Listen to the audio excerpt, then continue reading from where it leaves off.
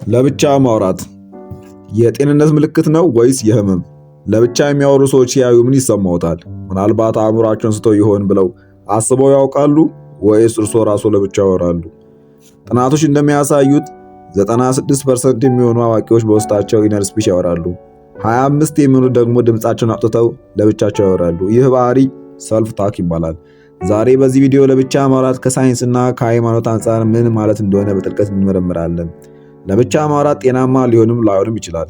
ጤናማ የሚሆነው ከራሳችን ጋር የምናወራው ሐሳብን ለማደራጀት ሲሆን፣ የጠፋብንን ነገር ለመፈለግ ስንሞክር፣ ስሜታችንን ለመቆጣጠር ለምሳሌ ተረጋጋ፣ ትችለዋለህ ብሎ ራስን ለማበረታታት ሲሆን ነው።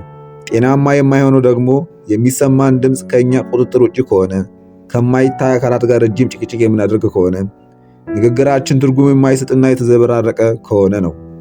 ለብቻ ማውራት ለምንና እንዴት ይከሰታል የሚለውን በተለያየ አስተሳሰብ እንመልከት።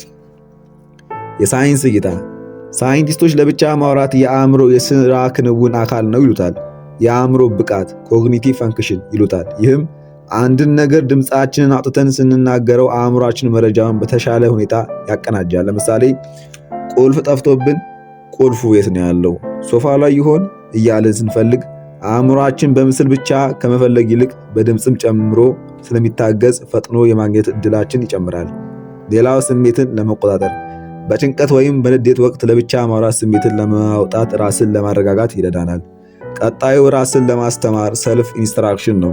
አዲስ ነገር ስንለማመድ ለምሳሌ ምግብ ስንሰራ ለራሳችን ጨው ይበቃዋል አይበቃውም ብለን ስንጠይቅ፣ መጽሐፍትን አንብበን ለመሸምደድ ስንሞክርና ጽሑፍ ጽፈን ስህተትን እንዳንሰራ ለማረጋገጥ ይረዳናል። የሃይማኖት እይታዎች። የተለያዩ ሃይማኖቶች ለብቻ ማውራትን በሁለት መንገድ ያዩታል።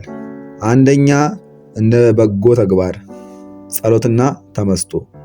በክርስትና ለብቻ ማውራት ከፈጣሪ ጋር እንደ መነጋገር ወይም እንደ ጸሎት ይቆጠራል። ለምሳሌ ዳዊት በመዝሙሩ ነፍሴ ሆይ ለምን ታዝኛለሽ እያለ ከራሱ ጋር ይነጋገር ነበር።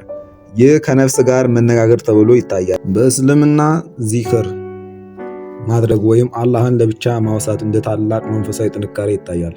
በዝምታ ወይም ድምፅን ዝቅ አድርጎ ከፈጣሪ ጋር መነጋገር የአእምሮ ሰላም ይሰጣል። እንደ መንፈሳዊ ፈተና አንዳንድ ጊዜ ንግግሩ የስድብ፣ የጥላቻ ወይም ራስን የመጉዳት ከሆነ ሃይማኖትን የክፉ መናፍስት ወይም የሰይጣን ጩኸት ተጽዕኖ ሊሆን ይችላል ብለው ያምናሉ።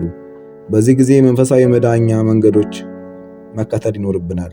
የምንለቃቸው መረጃዎች ለእርስዎ የሚያስፈልጉ ሆነው ካገኟቸው ሰብስክራይብ፣ ላይክ፣ ሼር ማድረግ እንዳይረሱ። በቀጣዩ እንድንሰራላችሁ የምትፈልጉትን እና በዚህ ቪዲዮ ያልተጠቀሱትን እርስዎ የሚያውቁትን መረጃ እንዲያጋሩን በታላቅ አክብሮት እንጠይቃለሁ። ቸር ይቆዩን።